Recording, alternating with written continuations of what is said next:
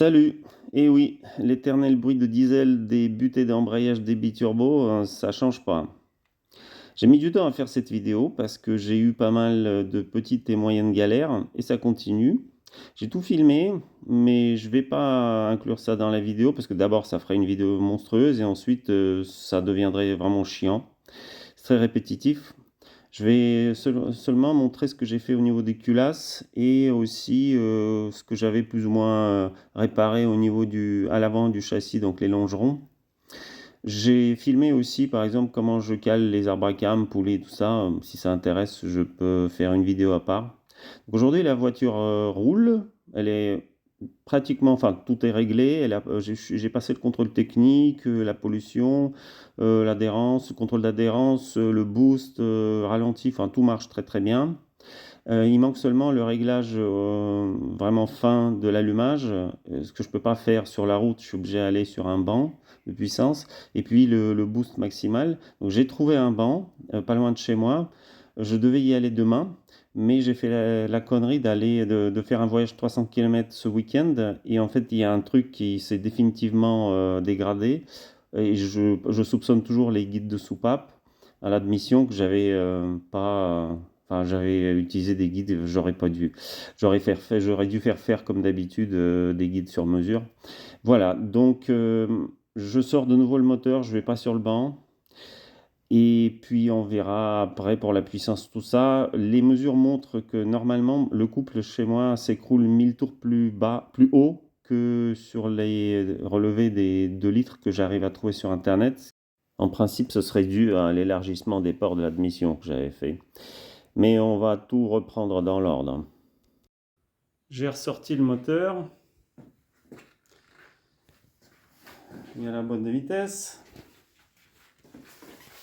Ça, c'est le volant moteur après 100 bornes.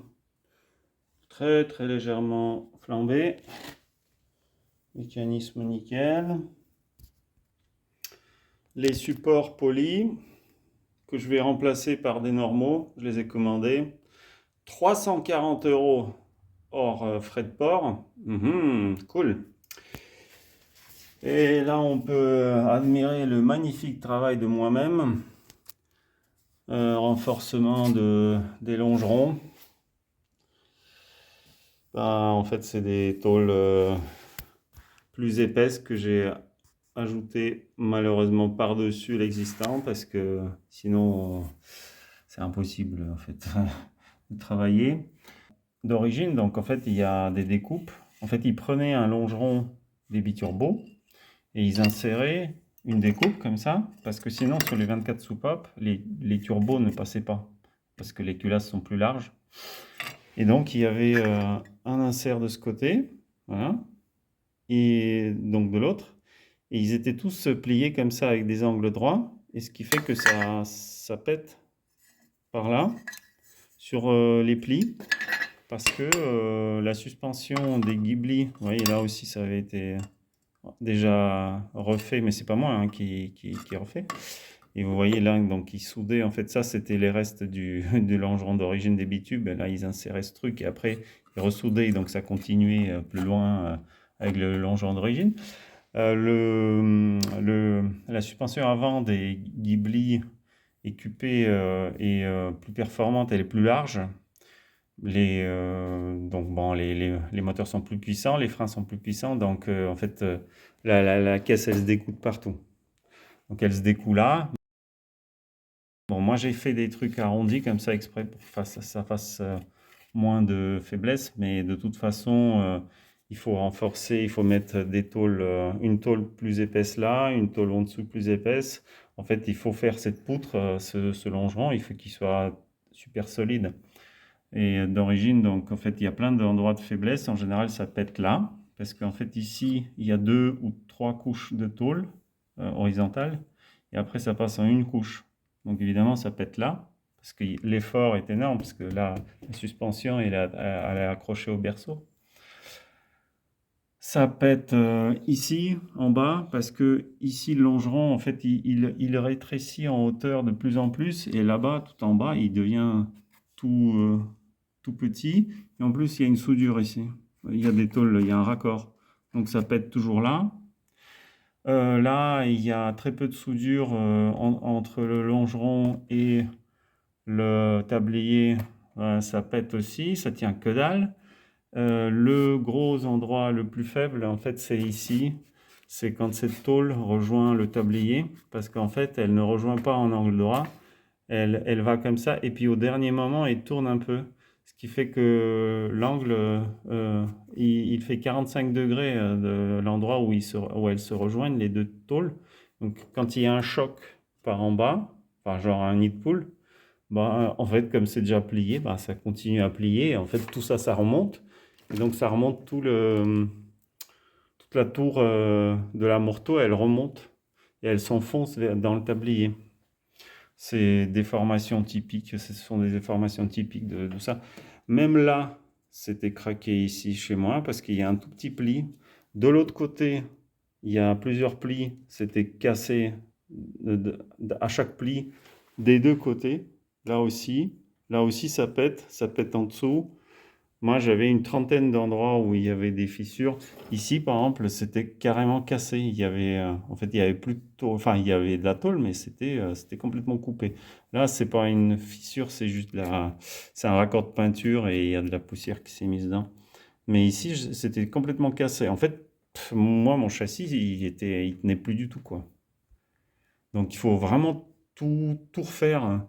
Et il faut essayer de mettre des triangles, faire des triangles, hein, les structures les plus costauds, c'est des triangles. Parce que donc, dans ce raccord tablier et là, en fait, c'est pas un angle droit. Et en plus, il faut renforcer le tablier et le plancher. Parce que ce truc-là, cette poutre, une fois qu'on l'a faite costaud, même si on a bien raccordé au tablier, là, le tablier, il est tout, enfin, c'est de la tôle 0,9 mm, donc c'est tout mou. Et en fait, ce truc, il va vouloir s'arracher, enfin, il va s'arracher du plancher qui ne tient pas grand-chose parce qu'il est en tôle toute fine. Donc, il faut vraiment renforcer, mettre des tôles plus épaisses ici. Enfin, bon, j'ai une recette maintenant, mais c'est assez compliqué. En gros, il faut tout mettre à nu, tout découper. Et il faut rajouter aussi une tôle dans le longeron parce qu'il n'est pas complet. En fait, il y a la tôle de ce côté, elle est présente, mais de l'autre côté, la tôle, elle va comme ça, et ensuite, elle contourne la roue. Et en fait, il n'y a pas l'autre côté de la poutre qui va vers le tablier. Elle ne rejoint pas le tablier. En fait, ce côté-là, il ne rejoint pas le tablier. Il s'écarte après dans le longeron. Et ça contourne la roue. Voilà, j'ai reçu et installé les supports moteurs d'origine parce que ceux en poly que j'avais mis, ils sont quand même un peu durs. Même si j'avais demandé le poly de 75, je crois, le coef, c'est les plus mous, mais non, c'est trop dur, ça vibre trop en fait dans la cabine. Et donc ça, ce sont ceux de Ghibli et QP4, mais on peut les monter sur des bitubes d'avant. Ça place le moteur un petit peu plus haut, un peu moins d'un centimètre, je crois. Mais par contre, ils sont éternels, contrairement aux autres qui s'usent tout le temps, enfin qui se tassent et qui se déchirent. Les plaques qui permettent de lever le moteur juste en accrochant les chaînes sans se faire chier à passer les ceintures de sécurité sous le moteur. Malheureusement, donc ça c'est spécifique, ce que j'ai fait c'est spécifique aux 24 soupapes et ça ne peut pas être utilisé sur un 18 soupapes. Donc j'ai d'autres supports pour des 18 soupapes. Le T dans le conduit d'eau du turbo, donc ça c'est là, ça amène la flotte du bas du bloc, vraiment tout en bas du bloc. Et donc en insérant un T, on peut mettre une purge, ce qui permet de vider complètement la moitié du bloc. Et évidemment la même chose de l'autre côté. Je suis obligé d'enlever un tas de trucs pour sortir les culasses, notamment démonter le turbo. Et là j'utilise toujours de la pâte à con haute température parce que les joints en fait coûtent assez cher. Puis bon, la surface surtout de ce côté fonte n'est jamais parfaite. Et cette pâte, elle est spécifiée jusqu'à 300 ou 400 degrés, je crois. Bon, j'y crois pas, mais de toute façon, la culasse en alu et refroidie par l'eau, elle montera jamais au-dessus de, mettons, 120 degrés. Et d'ailleurs, ça, vous voyez, c'est la dernière version des collecteurs d'échappement, avec cette arête de renforcement, plus les 3 sorties reliées entre elles. Sur les collecteurs d'avant, donc ça c'était lisse, et c'était pas relié entre eux, et quand on les dévissait, on voyait que c'était vraiment voilé entre les 3, c'était pas plat. Et puis ça se fendait souvent par là, partout par là. Par contre, le moule des conduits dans ces collecteurs n'a jamais changé. C'est-à-dire qu'en fait, sur les 24 soupapes, ce sont des conduits de 18 soupapes qui faisaient faire. Et ensuite, on voit des traces d'usinage pour rendre les sorties ovales. Parce que pour les 18 soupapes, elles étaient rondes. Je démonte le moteur. Donc là, c'est la culasse gauche. Et je voulais vous montrer, donc j'ai utilisé des arbres à cam de 2,24 parce que ceux de la GT étaient morts, à force de tourner sans huile. Et sur la 2,24, normalement, il y a un distributeur. Donc au bout de l'arbre à cam, il y a ce pignon là. Donc j'ai transformé en coupant avec la disqueuse puis en taraudant dedans. Parce que sinon les épures sont exactement les mêmes. Et comme c'est les arbres à cam de série, ce sont des chill casting, donc c'est de la fonte en cocon, je crois.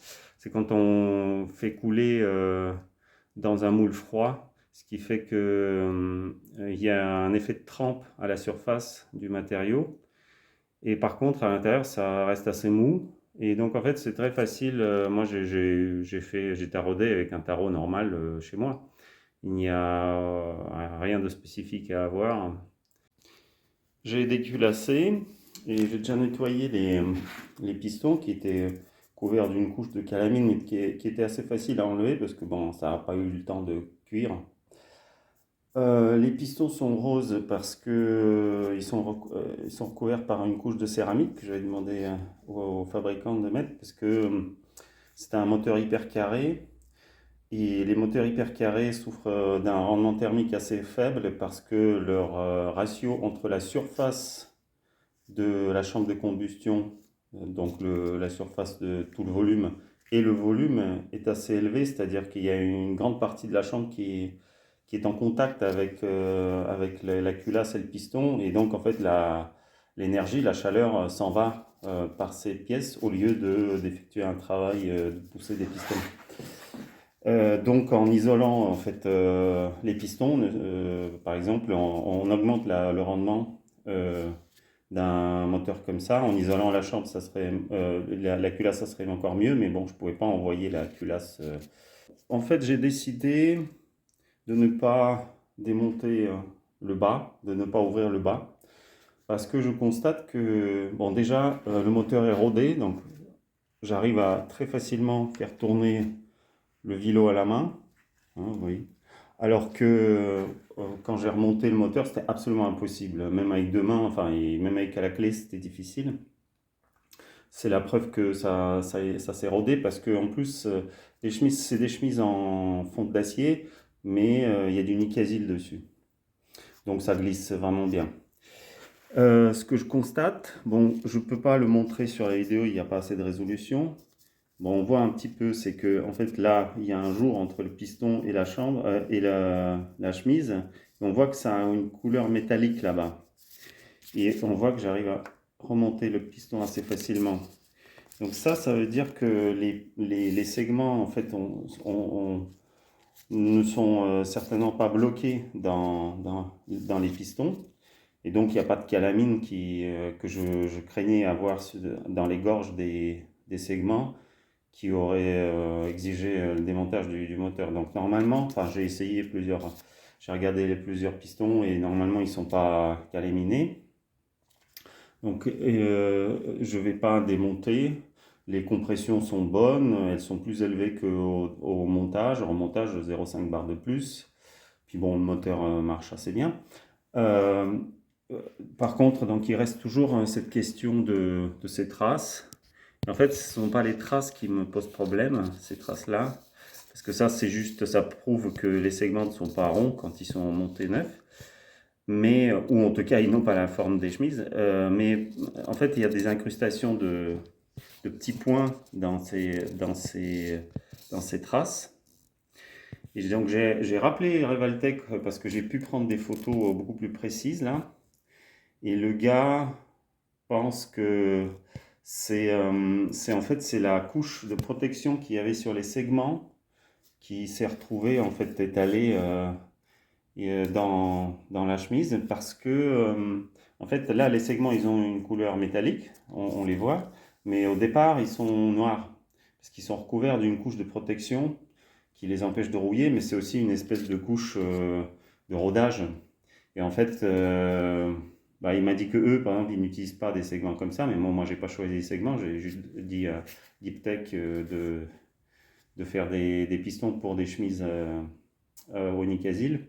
Voilà. Et normalement, donc, d'après lui, il pense qu'il n'y a pas de problème. Évidemment, il ne peut pas garantir, mais moi aussi, je constate, bah, le moteur marche quand même bien, malgré le fait qu'il boit de l'huile, mais c'est pas de sa faute, on va dire, c'est les culasses. Mais le reste, ça a l'air bien. Donc je ne vais pas démonter le bas. Il n'y a aucune fuite, il marche bien. Voilà. Juste quelques détails au sujet de ce bloc. Donc c'est un bloc pour un 24 soupapes. On le voit parce que les goujons sont longs. On pourrait remplacer les goujons, mettre des goujons plus courts pour mettre des culasses de 18 soupapes. Sinon le bloc est pareil, enfin c'est compatible. Donc c'était un bloc de 2 litres, QP4 2 litres. Ça veut dire que c'est en gros le même bloc que sur les Ghibli, même si c'est pas toujours le même numéro, mais globalement c'est la même chose, au détail près. Par contre, ce sont des chemises de 2 litres 5 là que j'ai. Parce que en fait les 2 litres 5 se montaient, 2 litres, ils utilisaient le même bloc, le même bloc moteur. Par contre les chemises n'étaient pas les mêmes. Donc les 2 litres étaient en 82 d'alésage et en alu les chemises. Ça c'est de la fonte d'acier et l'alésage était à 91,6. Moi je suis en 91,5 parce que le fabricant a dit que c'était plus facile à trouver en diamètre pour les segments. Ensuite, donc, ce sont des pistons faits sur mesure, évidemment.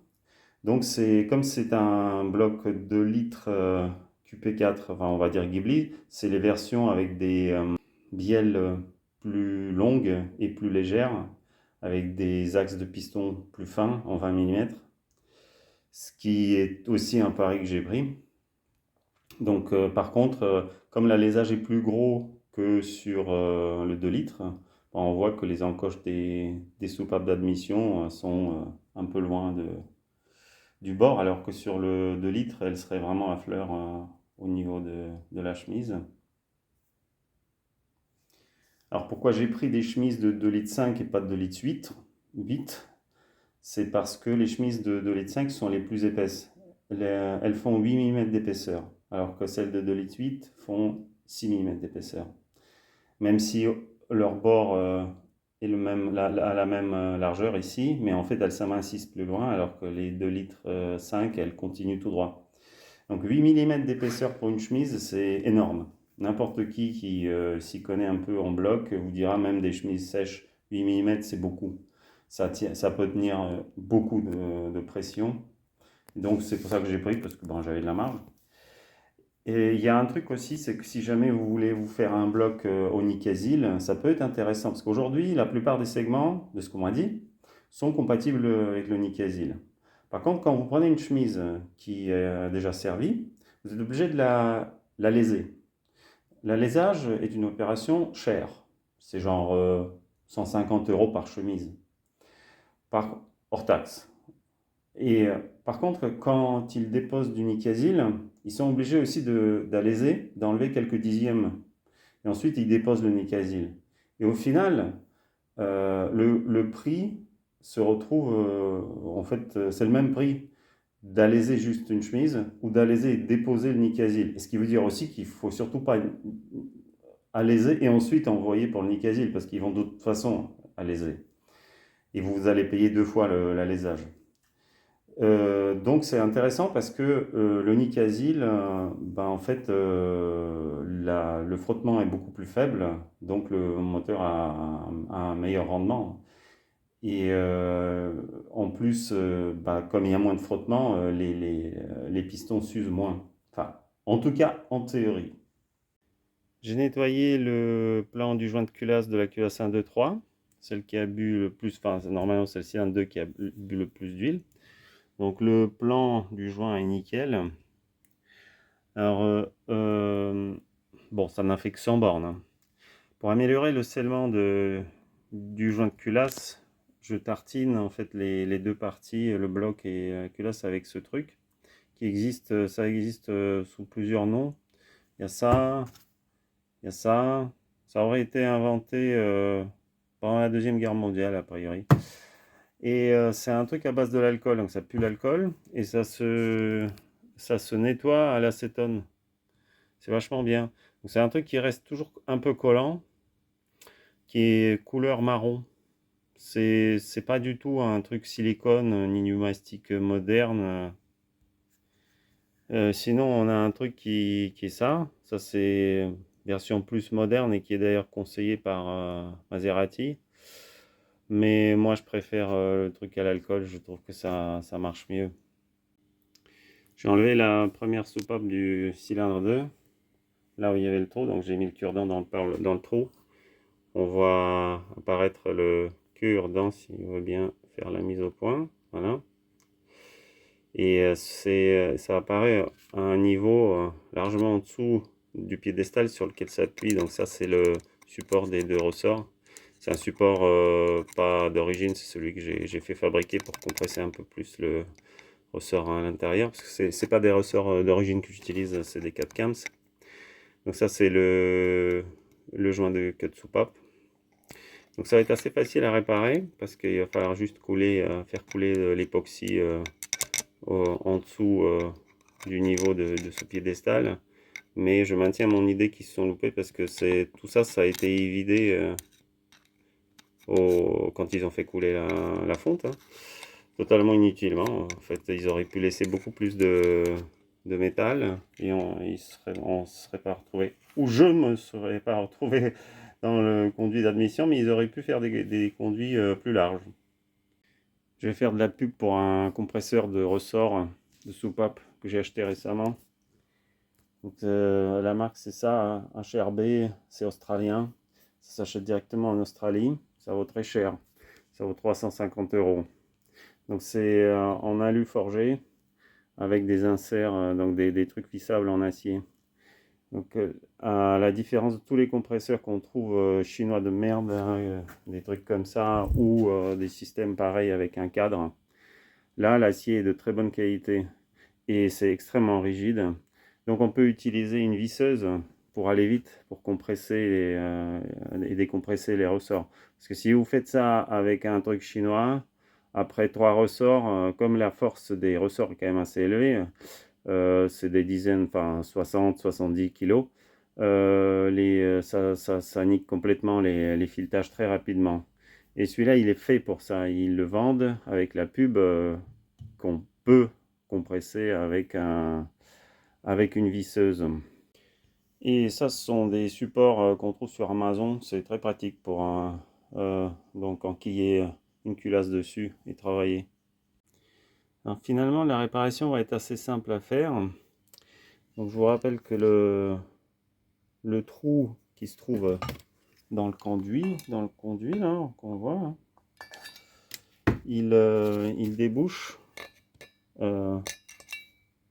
dans cette cavité en forme de cœur entre les deux piédestaux des ressorts de soupape. Et il suffit juste de le remplir d'époxy. Et j'utilise donc cette colle époxy, en fait, tout simplement chargée de poudre d'alu. Ça permet de rapprocher le coefficient de dilatation de la colle de celui de l'aluminium. Sur cette culasse, j'ai fait l'erreur de lire ce qui est écrit sur internet. où ils expliquaient que pour décontaminer la surface de l'aluminium, il fallait laver au détergent. Et en fait, il fallait pas parce que comme c'est à base de l'eau, après ça a commencé à se corroder. Donc j'ai dû passer après une petite fraise comme ça, sur la perceuse.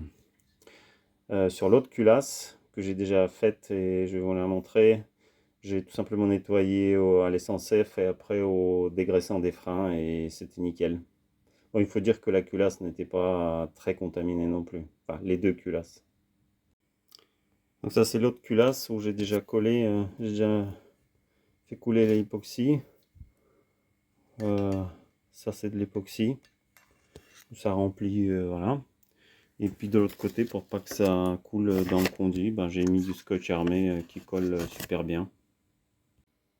Une fois le scotch enlevé, on voit de nouveau le trou. Et en fait, l'époxy n'a même pas bavé dedans. Et là, on voit la perfection des conduits d'admission qui sont vraiment tout droits, puisque je les ai percés, je les ai élargis avec des alésoirs. Et ensuite, ça arrive vers le siège, vers les sièges quasiment dans l'axe des queues de soupape, c'est-à-dire vraiment d'en haut de la tulipe. C'est ce qu'il y a de mieux pour pouvoir exploiter tout le périmètre du bord de la soupape. Alors c'est une partie que j'ai filmée un peu plus tard. Donc toutes les modifs que je fais au niveau de la distrib. D'abord, je n'utilise pas les guides d'origine. Parce que il y a deux choses. Donc d'abord la taille ne me convient pas. Ceux-là ils sont trop longs. Et surtout il y a toujours à chaque fois que j'ai démonté des culasses 18 ou 24 soupapes, il y avait trop de jeu au queue de soupape. Donc on est censé avoir 2 centièmes, 4 centièmes. Souvent j'observe 4-5 centièmes et 7, 6-7 à l'échappement. C'est beaucoup trop. Donc ça ce sont des guides que je fais faire donc pour l'échappement. Ils sont un peu plus courts. Je les fais faire en Grande-Bretagne. Et ils sont à la taille qu'il me faut. Parce que là aussi, le problème, c'est que vous voyez, quand on enlève le guide, souvent, si la culasse a été refaite, les mecs ne s'emmerdent pas à chauffer la culasse pour les installer, ils l'installent à froid. Et ça détruit un peu le logement. Donc quand vous enlevez le guide, en fait, le logement est niqué. Il faut le réaliser un peu et vous ne pouvez plus installer un guide normal parce qu'il va se balader dedans. Donc moi, je peux faire n'importe quel diamètre, j'ai aucun problème là-dessus. Donc ça, là, il y a pas de problème de longueur. Donc là, il est un peu trop long, donc il sort un peu trop dans le conduit d'échappement et j'aime pas parce que déjà le conduit d'échappement n'est pas très large, donc ça obstrue un peu le passage. Là, c'est un guide de Cosworth 2 litres, le fameux 2 litres turbo, que j'achète sur internet, mais c'est du laiton parce que ça c'est du Colzibro, c'est un matériau spécial pour les guides, enfin super costaud. Et je regrette beaucoup de ne pas avoir fait aussi faire des guides comme ça parce que en fait j'ai dû réaliser ces trucs parce que quand vous les installez dans la culasse, ils sont compressés, ils perdent 2 centièmes de taille. Il faut les réaliser et en fait c'est la merde. Je pense que je me suis planté. Aujourd'hui, en fait, j'ai le moteur qui boit un peu d'huile. Enfin, j'ai toujours un peu d'huile dans les cylindres et je pense que ce sont les guides qui sont pas bons. Ben voilà, une raison de plus pour déculasser de nouveau. Ensuite, les ressorts. Donc, j'utilise des ressorts 4 cams à la place des ressorts d'origine. Donc, j'aurais pu prendre des Schrick éventuellement, qui sont 2 fois plus chers. Donc, bon, c'est hors de prix les Schrick. Les ressorts d'origine, ça va comme ça, hein, mais en réalité, même neufs, ils n'ont pas assez de pression, de force. Donc, soupape fermée 28 kg sur papier, c'est pas mal. En réalité, moi, je mesure 17 souvent. 17 sur un moteur qui monte à 6500 tours, c'est absolument ridicule. Elle se fermera jamais à 6000 tours au moment où il faut. Elle se fermera genre 10-15 degrés plus tard, la soupape. Voilà, donc je remplace par des ressorts plus durs. Alors j'ai 30 kg soupape fermée et j'aurais voulu avoir 65 soupapes ouvertes. Je me retrouve avec 75. Bon, c'est comme ça, j'ai pas trop le choix. Donc le ressort extérieur, il a la même taille, donc je peux le monter avec les supports d'origine. Mais le petit, il est un peu plus grand que celui d'origine, donc il se balade trop là. Donc j'ai dû faire des supports inférieurs pour bien tenir le truc. Et comme on ne peut pas faire ça sur des machines numériques, un rebord extérieur, ben j'ai dû, enfin, il y a un piédestal qui compresse un peu trop, un peu plus encore le ressort intérieur. Donc je me retrouve avec 75 kg. C'est pas très grave sur les moteurs de course, on est à 150-200 kg souvent. Euh, J'aurais voulu refaire aussi celui-là. Sur le supérieur, mais en fait c'est beaucoup plus technique parce que là c'est un cône de 8 degrés et les Chinois vraiment on peut jamais être sûr qu'ils vont donc parce que je fais faire ça en Chine, c'est 4-5 fois moins cher qu'ici. Ici on vous vend ça si vous faites faire 25 € la pièce et il en faut 24. Là c'est 4 ou 5 fois moins cher, mais on n'est jamais sûr de ce qu'on va recevoir. La qualité est bonne, mais les mesures. Donc là, il faut que ça soit 8 degrés. Si c'est 7 à l'arrivée, bon, ben, les clavettes vont sauter et le moteur sera foutu. Donc je garde ceux d'origine. Ça se balade un peu. J'ai déjà regardé ça a tourné. Bon, ça n'a pas l'air de se frotter trop. Pour l'instant, je n'ai pas trop le choix. Et comme je l'ai déjà dit, je crois, j'ai fait faire des poussoirs pour le 24 soupapes parce qu'ils ne sont plus vendus depuis un moment. Et on ne trouve pas d'équivalent vraiment.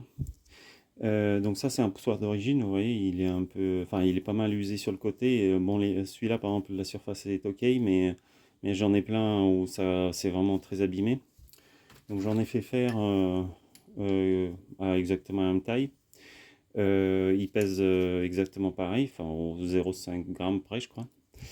Donc la qualité est bonne et je vais je vais les tester sur ce moteur sur un certain nombre de kilomètres et après j'en aurai à vendre parce que j'ai été obligé d'en faire beaucoup et j'aimerais en vendre une partie pour récupérer un peu le fric investi. Les culasses sont de nouveau à leur place. Alors j'ai eu un truc bizarre avec un écrou qui a cédé au troisième resserrage, parce qu'on fait en 3 étapes 6, 8 et 10 km. Et c'est comme si le goujon avait commencé à se visser encore plus dans la culasse. C'est un peu bizarre. Bon, je verrai ça. Ça sera là encore une surprise. J'ai reçu mes nouveaux poussoirs, même un peu 2 jours en avance par rapport à ce qui était prévu. C'est super. Donc ça, ce sont mes anciens poussoirs. Ils sont pas neufs, hein, ils sont quand même usés. Ça, j'ai fait faire en Chine. Mais bon, les Chinois c'est difficile de travailler avec eux. Ils ne savent faire que ce qu'ils savent faire. Et donc j'ai dû faire rectifier la surface de dessus ici en France, près de chez moi. J'ai une entreprise dans le village à côté. Et c'est une boîte qui fait que de la rectif. Ils ont rectifié, donc d'après leurs mesures, c'est plat à 1 micron près. Pas mal, hein. Donc je vais les monter pour les tester. Normalement, ils avaient mesuré, donc c'est tout nitruré, machin, c'est tout comme il faut. Mais je vais quand même les tester sur mon moteur et ensuite j'en aurai d'autres à vendre. J'en ai pas mal, hein. Mais je vais tester d'abord.